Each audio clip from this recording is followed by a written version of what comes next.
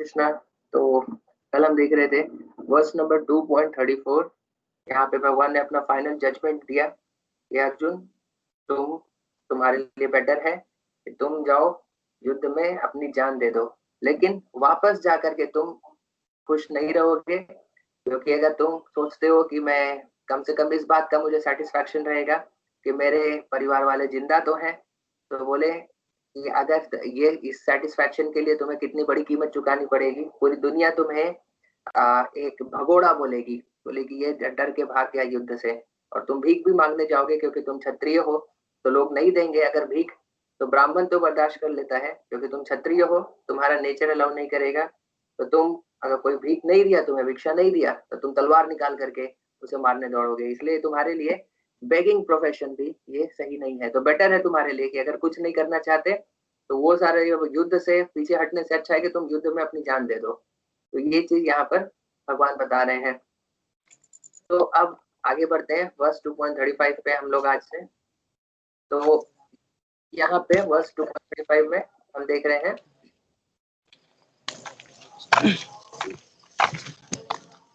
The great generals who have highly esteemed your name and fame will think that you have left the battlefield out of fear only, and thus they will consider you insignificant. तो भगवान फिर से वही बात बोल रहे हैं कि देखो, जो तुम्हारे शत्रु हैं ये नहीं सोचेंगे कि इसे दया आ गई इसलिए ये युद्ध छोड़ के भाग गया। वो यही सोचेंगे कि अरे तुम बस अपने भय के कारण भागे हो, इसलिए तुम्हारा जो रेपुटेशन है एज अ फाइटर वो पूरी तरह से चला जाएगा। ठीक है। तो यहाँ पे भगवान बता रहे हैं, do not think that your enemies like Duryodhana और Karna will think that you have left the battlefield out of compassion, but that you have left out of fear for your life.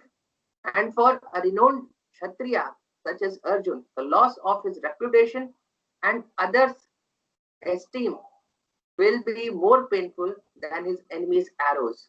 तो क्षत्रियों के लिए ये था, बाढ़ लगे अगर दूसरे का तो उतना दर्द नहीं जितना कि अगर दूसरा उन्हें डरपोक बोले। इसके लिए प्रेस्टीज बहुत ज्यादा इम्पोर्टेंट होती है। Prestige is very very important for them.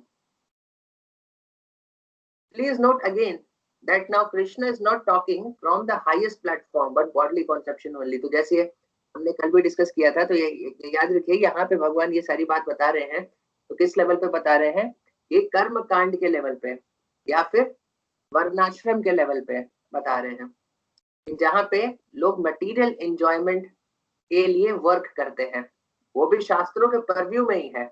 आज तो लोग कर्म कांड के लेवल पर भी नहीं है, आज तो लोग सिंपली मटेरियलिस्टिक है, वो सिंपली एनिमलिस्टिक लाइफ होता है। तो हम लोग योगा लैडर एक बार डिस्कस करेंगे। सबसे नीचे एनिमलिस्टिक लाइफ होती है, वो नो रूल्स एंड रेगुलेशन। उसके ऊपर का एक level up, not the highest level, बस उसके एक लेवल ऊपर होता है कर्म कांड। उसमें भी लोग अपने एंजॉयमेंट के लिए ही काम करते हैं, लेकिन दैट इज स्टिल अंडर वैदिक परव्यू, मतलब शास्त्रों को बेस लगा करके अपने एंजॉयमेंट के लिए काम करते हैं, यानी यज्ञ करते हैं, अलग अलग अनुष्ठान करते हैं।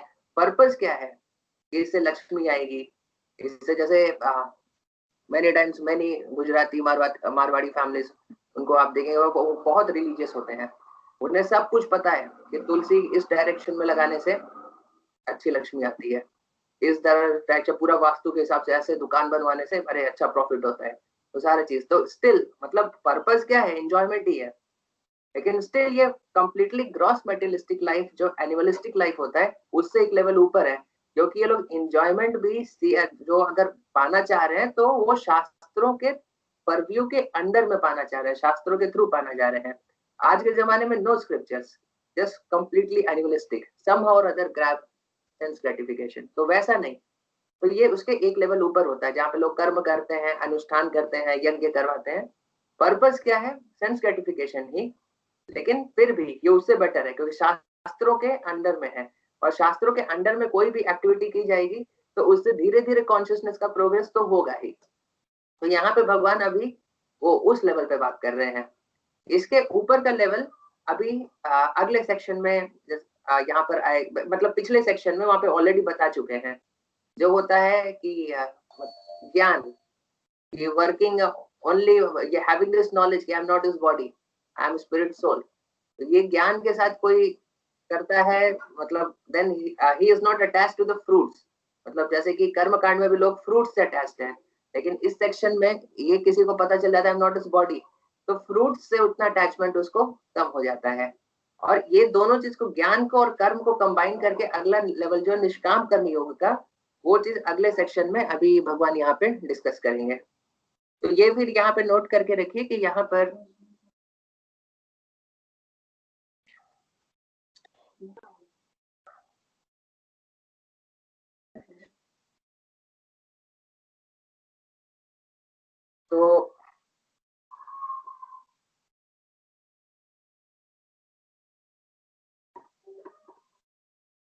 तो यहाँ पे हम ये नोट कर रहे हैं कि भगवान यहाँ पे कर्म कांड के लेवल पे बात कर रहे हैं, वो सबसे हाईएस्ट यानी भक्ति के लेवल पे बात अभी नहीं कर रहे हैं।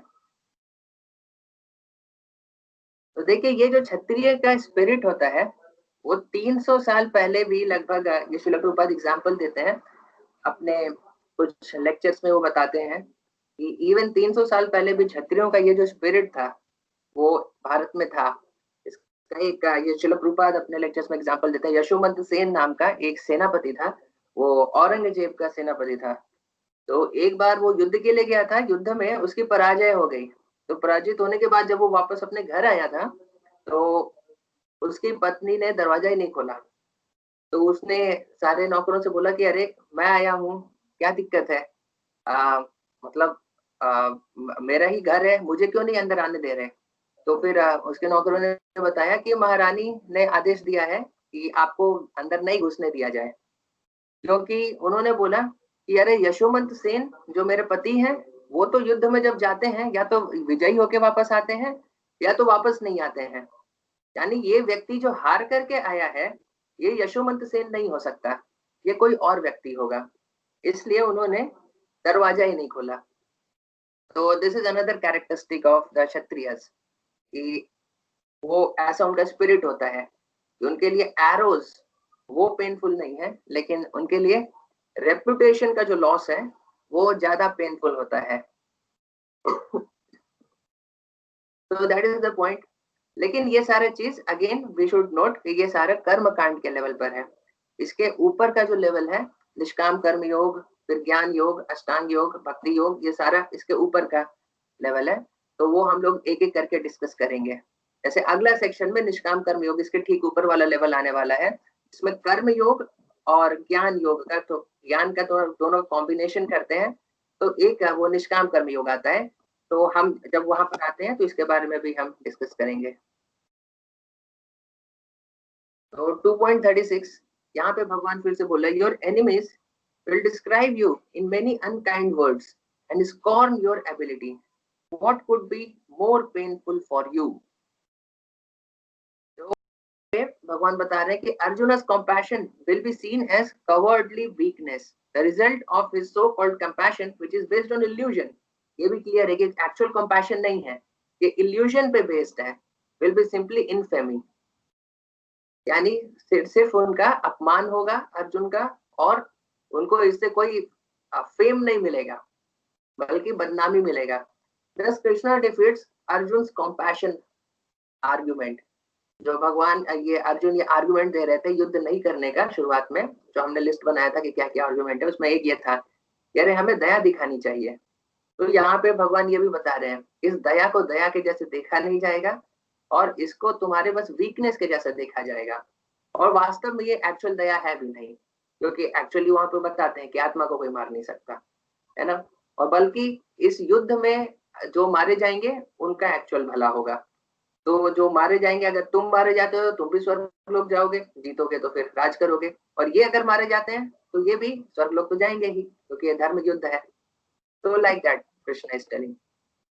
तो अब नेक्स्ट वर्स जो है, यहाँ पे भगवान अपना फाइनल वर्डिक्ट यहाँ पे दे रहे हैं अर्जुन को 37 में। तो यहाँ पे फाइनल समराइज कर दिए सारी चीजों को जो हम डिस्कस कर रहे हैं। O son of Kunti, either you will be killed on the battlefield and attain the heavenly planets, और you will conquer and enjoy the earthly kingdom. Therefore get up with determination and fight.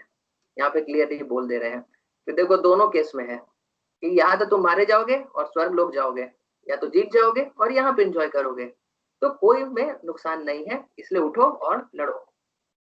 तो Krishna is telling if you fight you will enjoy irrespective of whether you lose or win, लेकिन अगर नहीं लड़ोगे else you will only suffer because you have given up your duty। तो कर्म कांड के level पे कोई अपना ड्यूटी नहीं परफॉर्म करता है तो will get sinful reaction and therefore he will suffer। Krishna's arguments in these sections are a particular set of instructions that address material enjoyment। कर्म कांड का लेवल है material enjoyment based on upon identifying oneself with one's body, यानी अपने आप को शरीर समझ करके ये है। तो पहले भगवान बता चुके हैं वो सेक्शन में जब हमने कि शरीर नहीं आत्मा वाला ज्ञान दे चुके हैं पहले, फिर उसके बाद ही बोले लेकिन अगर तुम समझते हो कि नहीं हम शरीर ही है, मान लो कि वो ऐसा तुम नहीं वो बात नहीं समझ में आ रही तुमको कि हम शरीर नहीं आत्मा है, तो भी तुम्हारे लिए बेटर है। इसीलिए पूरा सेक्शन 31 to 38 है, इसमें वही बात बता रहे हैं बार बार कि अभी हम आत्मा नहीं अपने आप को शरीर समझे तो भी हमें अपने कर्म करने चाहिए, अपनी ड्यूटी करनी चाहिए। कर्म यानी जो हमारी प्रिस्क्राइब ड्यूटी है वर्णों के हिसाब से या आश्रम के हिसाब से, तो वो हमें करना चाहिए। और उसका मोटिवेटिंग फैक्टर क्या है? Material enjoyment. यानी कर्म कांड जैसे हमने डिस्कस किया एनिमलिस्टिक लाइफ के ठीक ऊपर है, लेकिन वैदिक परव्यू के अंडर में मटेरियलिस्टिक एंजॉयमेंट है। एनिमलिस्टिक लाइफ जो होती है, जो मॉडर्न लाइफ है, वो किसी वैदिक परव्यू के अंडर में नहीं, simply grab for sense gratification, वो वाली लाइफ है। लेकिन इसमें कर्म कांड के अंदर में यहाँ पे क्लियर है कि अपना परफॉर्मेंस और ड्यूटी आप प्रॉपरली करते हैं तो you will get the enjoyment जो कि प्रिस्क्राइब किया गया है। तो connection to the next verse, Krishna ends this section in the next verse and then takes the discussion in verse 39 to the higher level of working in knowledge। तो निष्काम कर्म योग का लेवल आएगा, उसके बारे में ये फाइनल वर्स 38 डिस्कस करने के बाद हम लोग उस सेक्शन पे चले जाएंगे।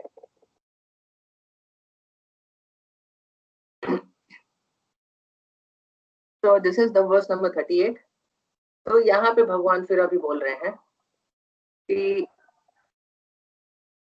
do thou fight for the sake of fighting without considering happiness or distress, loss or gain, victory or defeat, and by so doing you shall never incur sin। So यहाँ पे Lord Krishna now directly says that Arjun, you should fight for the sake of fighting because he desires the battle without considering happiness or distress। तो देखिए यहाँ पे final एक shot भगवान मार रहे हैं। अभी तक कहाँ तक ये पूरा सेक्शन क्या था? कर्मकांड के लेवल पर है, ये ठीक है, अपना काम करोगे, ड्यूटी करोगे, एंजॉयमेंट मिलेगा, ये इस लेवल पर यहाँ तक लेके गए। लेकिन एक बार ये भी बता दिए कि मान लो कि तुम्हें लगता है कि नहीं ये भी सही नहीं है, तो स्टिल तुम इसको करो मेरी सेटिस्फैक्शन के लिए। अगर तुम्हें लगता है कि अभी भी तुम कन्विंस नहीं हो, मान लो ये अपना कर्म करने से, अपना ड्यूटी करने से तुम्हें पायस क्रेडिट्स मिलेंगे और उससे तुम एंजॉय करोगे, अपनी ड्यूटी छोड़ करके नहीं। अगर मान लो तुम अभी भी कन्विंस्ड नहीं हो तो स्टिल यहाँ पर वो बोल रहे हैं कि अगर स्टिल तुम ये हैप्पीनेस और डिस्ट्रेस का कंसिडरेशन छोड़ो और मेरे लिए युद्ध करो, ठीक है, विदाउट कंसिडरिंग हैप्पीनेस और डिस्ट्रेस, लॉस, गेन, विक्ट्री और डिफीट। और ये अगर तुम ऐसा करते हो तो यू विल नेवर इनकर सिन। यहाँ पे क्लियरली बता दे तुम्हें पाप नहीं लगेगा जो तुम इतना चिंता कर रहे हो। तो ये एक बार यहाँ पे डायरेक्टली यहाँ पे बोल रहे हैं। देखिए तो भक्ति विनोद ठाकुर है संग, देखिए और वैष्णव संघ में बताते हैं कि the troubles I take on the path of serving you, you means Lord, भगवान को प्रेयर कर रहे हैं, are the greatest source of my happiness. तो यहाँ पे भगवान बता रहे हैं कि तुम अपने हैप्पीनेस और डिस्ट्रेस के बारे में इतना सोच रहे हो कर्म कांड के लेवल पे, जो ये पूरा सेक्शन है। लेकिन यहाँ पर वो बता रहे हैं कि इसके ऊपर वाले लेवल का, भक्ति के लेवल का, यहाँ पे दिस वर्स इज डायरेक्टली कर्म कांड से डायरेक्टली सबसे हाईएस्ट लेवल पे भक्ति पे ये शूट अप कर गया है। यहाँ पे डायरेक्टली भक्ति के बारे में बता रहे हैं, है ना। तो ये थोड़ा सा कंफ्यूज होने नहीं होइएगा, ये मतलब अलग अलग लेवल पे भगवान अलग अलग बात कर रहे हैं। तो ये पूरा सेक्शन 31 to 38 क्या था? ये कर्म कांड के लेवल पर था कि ड्यूटी करो उससे मटेरियल हैप्पीनेस मिलेगा। लेकिन यहाँ पे एक वर्ष भगवान ने एक सीधे ऊपर भक्ति लेवल, भक्ति योगा के लेवल पे ये बोल दिया है। यहाँ बोले कि हैप्पीनेस डिस्ट्रेस कर्म कांड का छोड़ो, काम करो किसके लिए? मेरे सेटिस्फैक्शन के लिए। और ये मत सोचो उसे दुख मिले चाहे सुख मिले, उससे तुम्हें ग्रेटेस्ट हैप्पीनेस मिलेगा। इसके मतलब हम फेमस एग्जांपल्स देख सकते हैं बहुत सारे, ठीक है, लाइक द गोपीज। उनको ये जो फेमस स्टोरी है आप लोग जानते भी होंगे कि एक बार कृष्ण के सर में दर्द हुआ था, तो वो नारद मुनि को बोलते हैं कि कैसे ये सर, नारद मुनि परेशान हो गए कि प्रभु आपके सर का दर्द कैसे मिटेगा। तो नारद मुनि को बोलते हैं कि मेरे भक्तों के चरणों का धूली जब मैं अपने सर पे लगाऊंगा तो मेरा सर दर्द ठीक हो जाएगा। तो नारद मुनि निकले कि ठीक है मैं अभी तुरंत लेके आता हूँ। तो सब जगह घूमे, अच्छी खासी स्टोरी है कि कहाँ कहाँ गए कहाँ कहाँ गए, लेकिन कोई अपना देना नहीं चाहता था। कोई देवता नहीं देना चाहता था, कोई ब्राह्मण नहीं देना चाहते थे। तो सब बोल रहे थे कि अरे हम अपने चरणों की धूली भगवान को देंगे तो हम नरक में जाएंगे, है ना। लेकिन वो थक हार के फिर वापस आ गए, उनको बोले कि अरे कोई तो देने के लिए रेडी नहीं है। तो देखिए दिस इज कर्म कांड लेवल। कर्म कांड के लेवल पे सबको पता है कि अरे अपने चरण का धूल भगवान के सर पे लगाएंगे तो अरे ये तो अधर्म हुआ। कर्म कांड के लेवल पे, है ना, भक्ति के लेवल पे भी नहीं बात कर रहे हैं। तो वो सारे लोग कर्म कांड के लेवल पे थे। तो वहां पे वो बोल रहे कि अरे ये भगवान के सर पे लगाएंगे, अरे तो हमें तो नरक जाना पड़ेगा। लेकिन उसके बाद फिर भगवान बोले जाओ गोपियों के पास जाओ। तो गोपियों को पता चला कि भगवान श्री कृष्ण के सर में दर्द है और हमारे चरणों की धूली से वो ठीक हो जाएगा। तो तुरंत दौड़ते हुए वो लोग जंगल गए और कूद करके पूरा धूल का पहाड़ बना दिया। बोले पैकेट भर भर के जितना लेके जाना लेके जाइए, तुरंत लगाइए भगवान कृष्ण को। तो वो नारद मुनि बोले अरे मूर्ख गोपियां, तुम गांव की लड़कियों को, तुम लोग को पता नहीं है कि अरे भगवान के सर पे अपने चरणों की धूली लगाओगी तो तुम लोग नरक जाओगे। बोले हमें पता है, सब से पता है हम, लेकिन ठीक है भगवान श्री कृष्ण का सर का दर्द अगर एक सेकंड के लिए भी ठीक होता है तो हम उसके लिए सदा के लिए नरक की अग्नि में जलने के लिए तैयार हैं। तो नारद मुनि को बहुत आश्चर्य हुआ। तो भगवान ने पूरा लीला किया था नारद मुनि को दिखाने के लिए। तो देखिए ये भक्ति का लेवल है। यहाँ पे गोपियां कर्म कांड के लेवल पे अपना हैप्पीनेस और डिस्ट्रेस नहीं कंसिडर कर रही हैं, ये मुझे मिलेगा या नहीं मिलेगा। वो भक्ति के लेवल, योग के लेवल पे। और हमें पता है कि सबसे हाईएस्ट लेवल ऑफ जो खुशी है वो किसको अवेलेबल है, गोपियों को। सबसे हाईएस्ट भक्ति उनको अवेलेबल है। तो यहाँ पे भगवान एक ये वर्ष थोड़ा सीधे ऊपर एक शॉट मारे हैं भक्ति योगा के लेवल पे। अभी तक कर्म कांड के लेवल पे पूरा डिस्कस कर रहे थे, ऐसे करोगे तो मटेरियल हैप्पीनेस मिलेगा। इसमें सीधे से उड़ा दिए कि मटेरियल हैप्पीनेस और डिस्ट्रेस को छोड़ो, मेरे लिए काम करोगे तो तुम्हें हाईएस्ट हैप्पीनेस मिल जाएगा, कोई पाप वाप लगेगा नहीं, ये सारा चीज नहीं लगेगा। जैसे कि गोपियों को नारद मुनि बोले तुम्हें पाप लगेगा ना, तुम्हारे अपने चरणों की धूली दे रहे हो तो पाप लगेगा। यहाँ पे भगवान बोल रहे हैं अरे मेरे लिए करो, पाप भी नहीं लगेगा। और गोपियां उसके लिए रेडी भी हैं कि अरे पाप लगे तो ठीक है हम नरक जाएंगे, तो उसके लिए रेडी है। तो वही सेम चीज यहाँ पे भगवान बता रहे हैं। और वही भक्ति विनोद ठाकुर ने भी यही सेम अपने वैष्णव सॉन्ग में ये गाया है कि अरे ट्रबल आए आपके सेवा में तो वो मेरे लिए ग्रेटेस्ट हैप्पीनेस है, ठीक है। So he who acts for his own sense gratification, either in goodness or passion, is subject to the reaction, good or bad. जो अपने लिए काम करता है, अपने सेंस ग्रेटिफिकेशन के लिए, अपने एंजॉयमेंट के लिए, वो अच्छे और बुरे रिएक्शन उसको मिलते हैं। But he who has completely surrendered himself in activities of Krishna consciousness is no longer obliged to anyone, nor is he adapted to anyone, as one is in the ordinary courses of activities. The same gopis के example से हम इसको समझ सकते हैं कि अगर गोपियां अपने enjoyment के लिए कुछ अगर भगवान के सर पे ऐसे धूल लगाती तो अरे बहुत बड़ा रिएक्शन मिलेगा। लेकिन अगर वो भगवान के लिए ही कर रही हैं तो यहाँ पे क्लियरली है कि but he has completely surrendered himself in activities of Krishna consciousness is no longer obliged to anyone or is not subjected to any reaction, good reaction और bad reaction, दोनों ही reaction उसको नहीं लगता है। तो this is the principal that ये एक last verse में भगवान डायरेक्टली बता दे रहे हैं। ये पूरा सेक्शन एंड करने से पहले एक वर्स यहाँ पे इसमें ये बात बता दी है। क्लियर हो रहा है ना मैं क्या बोल रहा हूँ? So this is the thing that Lord is telling.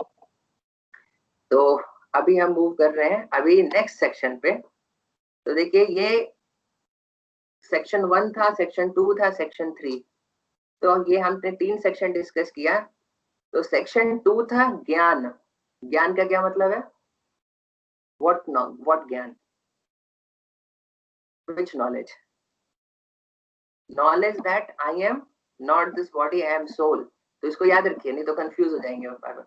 ज्ञान का मतलब है, जब हम लोग यहाँ पे ज्ञान की बात कर रहे हैं तो ज्ञान का मतलब ये है कि कौन सा ज्ञान सबसे हाईएस्ट ज्ञान है। I am not this body, I am not this soul, obviously knowledge of devotion service is higher, लेकिन यहाँ पे जो ग्रेटेस्ट ज्ञान का हम बात कर रहे हैं ये सबसे बड़ा ज्ञान है। तो उसके बड़ा एक ही ज्ञान है, नॉलेज ऑफ डिवोशन सर्विस, उसके नीचे का ये ज्ञान है, इन नॉलेज ऑफ ये knowledge I am not this body not this soul. तो ये सेक्शन 2 था 11 to 30। अब ये नॉलेज देने के बाद जो ज्ञान का लेवल है उससे भगवान फिर उतर करके कर्म कांड के लेवल पर आए थे। कर्म कांड के लेवल पे फिर यहाँ पे ये बता रहे हैं कि देखो, अगर तुम सोचते हो कि उस लेवल पे नहीं हो कि ठीक है शरीर नहीं आत्मा है, इस इतना नहीं समझते, ठीक है, तो अगर शरीर भी हो तो भी अपना ड्यूटी करने से तुम्हें मिलेगा। तो एनिमलिस्टिक लाइफ में नहीं रहो, वैदिक परव्यू के अंडर वेद जो अपने बताते हैं कि ड्यूटी ऐसे से करो, वैसे करोगे तो मिलेगा। अब ये 4th सेक्शन में यहाँ पे सेक्शन 3 का ये कॉम्बिनेशन है, यानी ये जो ज्ञान का सेक्शन है और कर्म कांड का सेक्शन है, दोनों को अब कंबाइन कर रहे हैं। और कंबाइन करने के बाद उसे क्या बोलते हैं, निष्काम कर्म योग या बुद्धि योग। तो यहाँ पे बता रहे हैं कि कर्म भी करो, लेकिन ऐसे कर्म करो कि रिएक्शन भी ना मिले। तो यहाँ पे यानी कर्म कांड में तो यहाँ पे बता रहे हैं कि कर्म करो, उससे तुम्हें रिएक्शन मिलेगा, वो गुड रिएक्शन लो और उसे एंजॉय करो। ये 3rd सेक्शन है।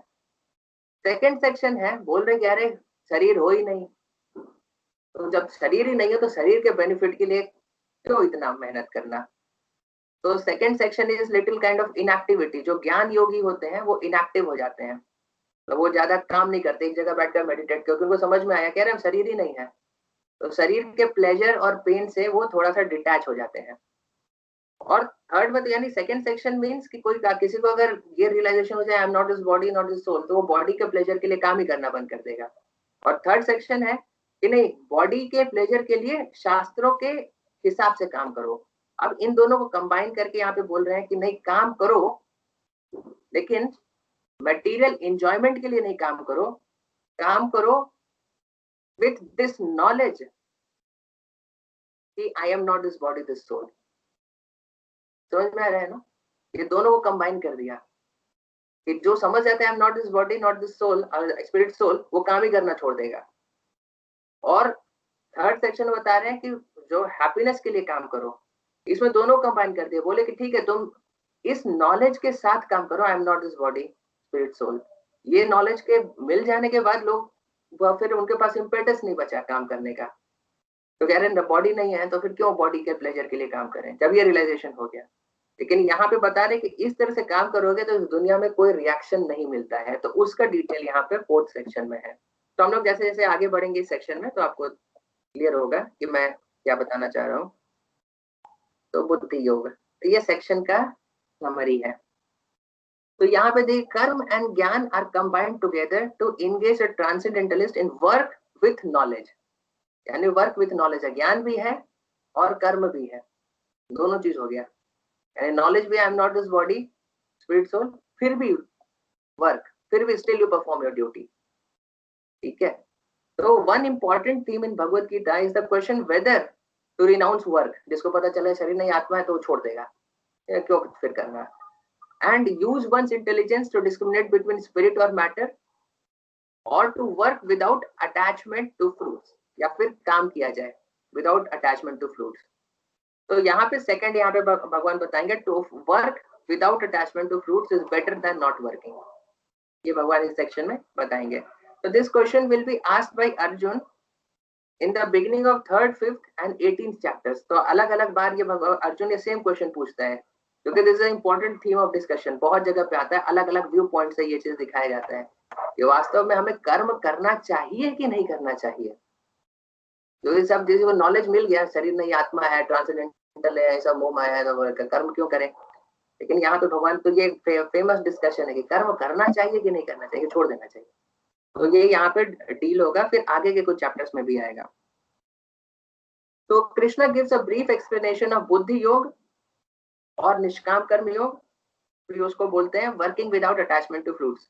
Krishna also shows how attachment to sense enjoyment and material opulence as given in the karma kanda section, जो अभी जस्ट सेक्शन हमने डिस्कस किया, of Vedas is an obstacle to determination in devotional service.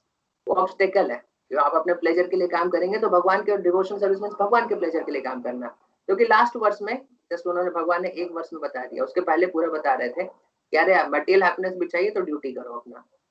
So he advises Arjun to transcend the three modes and perform prescribed duties without attachment to fruits.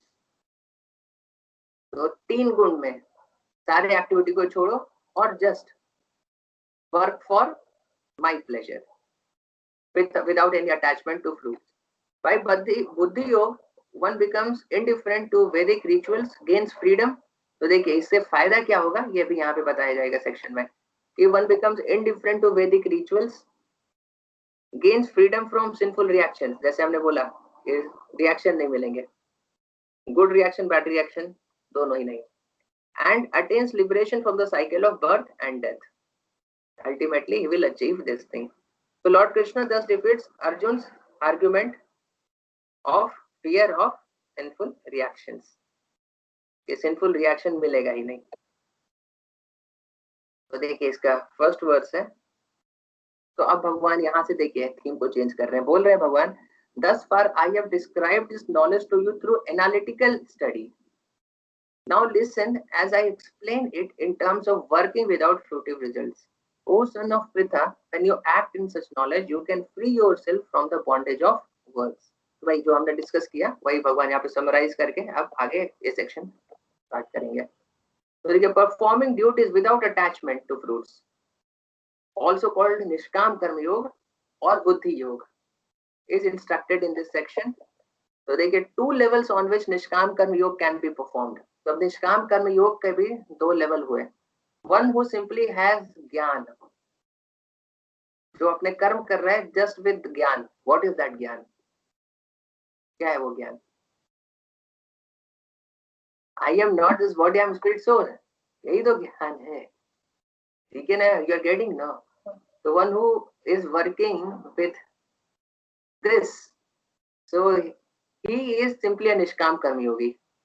लेकिन one who has this knowledge also, I am not this body, I am spirit soul, and that spirit soul is a servant of Krishna. One who has this knowledge also, so then his activities come under bhakti yoga. तो ये निष्काम कर्म योग को भक्ति योग से separate करते हैं. तो यहाँ पे दोनों चीज को डील किया गया है कि वन सिंपली हैज दिस ज्ञान, ये शरीर नहीं आत्मा है, तो उसको भी रिएक्शन नहीं मिलेगा. और जो पता है कि हम शरीर नहीं आत्मा है, लेकिन और वो आत्मा क्या है, भगवान की दास है, उसे भी रिएक्शन नहीं मिलेगा. दोनों को रिएक्शन नहीं मिलता, लेकिन दोनों के एंड रिजल्ट में थोड़ा सा अंतर है. एक व्यक्ति को वहां पे देखिए यहाँ पे है बाय परफॉर्मिंग निष्काम कर्म योग लीड्स टू रियलाइजेशन ऑफ ज्ञान, यानी कोई ये सोच करके ये कर्म करता है कि हम शरीर नहीं आत्मा है, तो एंड रिजल्ट क्या आएगा, वो रियलाइज कर लेगा कि मैं शरीर नहीं मैं आत्मा हूँ, यानी वो ब्रह्मानंद के लेवल पे चला जाएगा. तो बहुत ही हाई लेवल है वो भी. लेकिन जिसको ये भी पता है कि वो रियलाइजेशन ऑफ कृष्ण के साथ, यानी कृष्ण का दास मान के कर रहा है, तो सेकंड केस में मतलब वो इज नॉलेज ऑफ, जिसके पास ये भगवान का मैं दास हूँ इस नॉलेज के साथ कर रहा है, उसको इसका रियलाइजेशन हो जाएगा.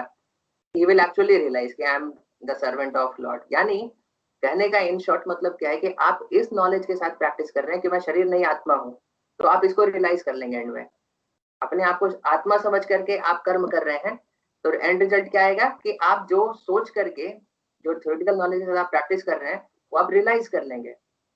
और अगर आप ये सोच करके प्रैक्टिस कर रहे हैं कि मैं शरीर नहीं मैं ये आप ये सोच के प्रैक्टिस कर रहे हैं कि मैं भगवान का दास हूं, तो एंड रिजल्ट क्या होगा, आप इसको रियलाइज कर लेंगे. मतलब आप जिस नॉलेज बेस के साथ आप प्रैक्टिस कर रहे हैं उस नॉलेज, उस थ्योरेटिकल नॉलेज का, उसी नॉलेज का रियलाइजेशन उसके एंड में आपको मिल जाएगा. तो मैं आया क्या बोल रहा हूँ ना, मैं बोल रहा हूँ कि 2 लेवल है निष्काम कर्म योग के ना. एक सिंपली उसके पास ज्ञान है कि मैं शरीर नहीं आत्मा हूँ, बस इस ज्ञान के साथ वो अपना कर्म कर रहा है, तो एंड रिजल्ट क्या होगा कि वो ये ज्ञान को रियलाइज कर लेगा कि सही मैं शरीर नहीं आत्मा हूँ, तो वो ब्रह्मानंद के स्टेज में है, वो पहुंच जाएगा, वो ब्रह्मन के लेवल पे है. ठीक है. और दूसरा व्यक्ति है जो ये भी जानता है मैं शरीर नहीं आत्मा हूँ, लेकिन ये भी जानता है कि मैं भगवान का दास भी हूँ, इसके साथ वो कर रहा है. इसका एंड रिजल्ट क्या होगा? वो सिर्फ ब्रह्मानंद नहीं, वो भक्त्यानंद तक पहुंच जाएगा। वो वहां तक वो रियलाइज कर लेगा, वो एक्चुअली में रियलाइज कर लेगा कि मैं स्पिरिट सोल तो हूँ, और वो स्पिरिट सोल भगवान की दास है। मेरा कर्म क्या है? भगवान की सेवा करना है ना। तो पहला व्यक्ति सिंपली कोई फ्रूटिव रिजल्ट्स एक्सपेक्ट नहीं करता अपने कर्मों से, वो बस अपना ड्यूटी करता है। कि आप टीचर है, मेरा टीचर है, मेरा ड्यूटी अच्छे से पढ़ाना, तो just he will teach. Extra class का ज्यादा एक्स्ट्रा सैलरी नहीं मिलेगा, लेकिन मेरा ड्यूटी है, क्योंकि मैं टीचर हूँ, इसलिए मुझे अच्छे से पढ़ाना है स्टूडेंट्स को, इसलिए एक्स्ट्रा क्लास लेगा। तो दैट इज निष्काम, है ना। वो बिना, क्योंकि अपने ड्यूटी से अटैच्ड है। And a second person, he offers the fruits of his karma to Krishna. निष्काम कर्म योगी, he is not expecting only, जो सिर्फ निष्काम कर्म योगी, सिर्फ ज्ञान वाला है, he is not expecting any fruits. लेकिन one who has knowledge of Krishna also, he gets the fruits, but he does not want fruits for himself. He wants the fruit for Krishna. He gives the fruit for Krishna. समझ में आ रहा है बात? तो like that. So this is the point जो यहाँ पे discuss किया जा रहा है। अब देखिए, हमने कि पहले भी डिस्कस किया है कि क्यों इससे रिएक्शन नहीं मिलता है। जब आप अटैचमेंट टू फ्रूट आपका नहीं है, तो उससे सिंफुल और पायस रिएक्शंस आपको क्यों नहीं मिलते हैं। तो ये हमने ऑलरेडी डिस्कस किया है, जस्ट मैं आपको रिमाइंड करा दूं। Just like you remember the example of that military में जो कमांडर होता है और जो गनमैन होता है। तो शिप का हमने डिस्कस किया था, राइट, कि सामने से एक शिप आ रही थी, तो शिप का जो कमांडर था बोला कि इसे शूट कर दो, तो गनमैन ने शूट कर दिया। लेटर ऑन पता चला कि वो एनिमी की नहीं, हमारी खुद की शिप थी। तो गनमैन जो था जिसने शूट किया उसे मेडल मिला, और जो कमांडर जिसने ऑर्डर दिया उसका कोर्ट मार्शल हुआ। बिकॉज वो जो गनमैन था, अगर वो क्रेडिट ले लेता कि नहीं नहीं नहीं मैंने मारा है, तो फिर उसका भी कोर्ट मार्शल हो गया होता। उसने इसका क्रेडिट नहीं लिया ना, ने बोला कि अरे जैसा बोला कि मैं तो कर दिया, मेरा कुछ नहीं है। तो दैट इज निष्काम, ही is not wanting the fruit of it, he is not wanting the credit out of any activity. आप क्रेडिट अगर चाहते हो उस एक्टिविटी के बाहर से, अरे मैं दुश्मन को मारता हूँ, मुझे भी ब्रेवरी मेडल मिलना चाहिए, तो then you are subject to reactions. लेकिन आप निष्काम है, आपको कुछ नहीं चाहिए, तो देन यू आर नॉट, आपको कोई उसका रिएक्शन ही नहीं मिलेगा। समझ में आया मैं क्या बोल रहा हूँ ना? तो that is the point we need to understand. Similarly, जैसे हमने एक और एग्जांपल डिस्कस किया था, सपोज एक जगह कहीं मर्डर हुआ है, मान लीजिए कि you are going on road, in front of you there is some, road पे किसी ने किसी का मर्डर कर दिया है। आप उस जगह पहुंचे, वहां पे पुलिस पहुंची, पुलिस आपसे पूछती है किसने किया ये, बोले इतना महान काम कौन कर सकता है, आपके सामने तो है। तो पुलिस आपको पकड़ के लेके जाएगी। लेकिन आप बोले कि पता नहीं किसने किया है, तो फिर कभी आपके का गवाही लेकर के आपको छोड़ देगी। तो when we take credit for what, that is the same thing when we desire fruits. जब हमें फ्रूट्स की इच्छा हो जाती है, उस समय हमें सिंपल या पायस रिएक्शन मिल जाते हैं। लेकिन आप सिर्फ कर्म करते रहिए without desiring any fruit, only considering it your duty, या you offer all the fruit as a transparent medium to Bhagavan, तो आपको रिएक्शन मिलता ही नहीं है। That is the point. ठीक है, तो यहाँ पे significance of the word Sankhya, आज का हमारा समय थोड़ा खत्म हो गया, तो इसमें भी सांख्य के वर्ड के सिग्निफिकेंस को हम लोग कल डिस्कस करते हैं। तो I just wanted to know कि आज का जो डिस्कशन है, मतलब किसी के कोई प्रश्न है, कोई कुछ पूछना चाहते हैं, क्लियर हुआ कि नहीं? Any questions?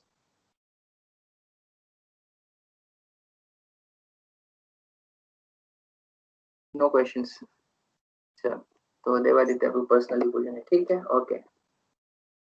Thank you very much. Srila Prabhupada की जय।